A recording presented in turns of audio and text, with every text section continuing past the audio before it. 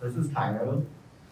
I'm going to talk about this prank, Guo Junqing, and I'm going to ask you to imagine that you are a 14-year-old person, and you're in China, and you want to join the communists, like the People's Liberation Army.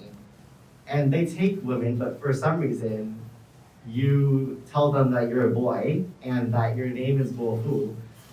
And you are actually really good at like doing army stuff. Like you win battles, like you have huge like moments of courage, and you get hella medals and stuff.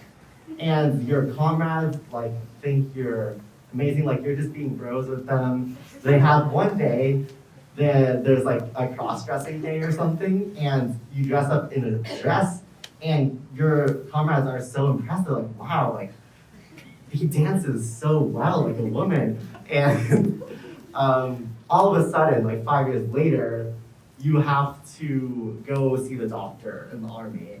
And the doctor is like, okay, and narcs on you, and basically kicks you out of the army because you're assigned female at birth. And then you get to meet Chairman Mao, because they think you're amazing, because they think you're like the modern Mulan, which implies that they think that you're a woman who dressed up as a man to do courageous acts in the army. Yeah, so that's Guo Junqing in a nutshell. It was very hard to find information about him, like online. There is a movie about him, but it's fictionalized and he's a girl.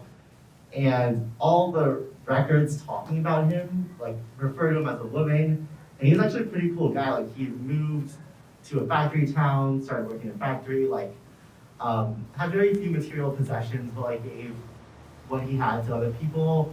And I just think he was like a cool dude who died in peace. And it's sad that the only way that people remember him is as a woman, which I think is like very misguided. And like, who would dress up as a boy for 5 years straight, like nonstop, 24/7, 365, and just fight in the army just to like, you know, dress up as a boy? That doesn't make any sense.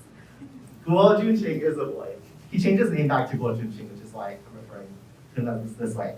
And so as I was writing my artist statement for him, I was writing like all this stuff, like yada yada, he's a boy, he's a trans masculine elder, and then I was writing like, I want to honor him in the way that I think he authentically is, and the way that he sees himself, and the way that I think he would want to be honored. And I literally started crying, like as I was writing this. I'm crying a little right now, but it's like I just stopped and like, oh my god, and then I continued, and then I cried a little more, and then I keep writing it, and I think it's very cool because that was the first time I cried in like a year or something.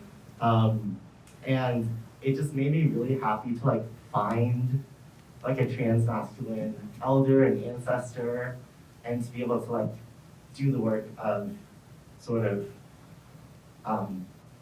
allowing him to have his self-determination and autonomy like persist through as long as his peace exists.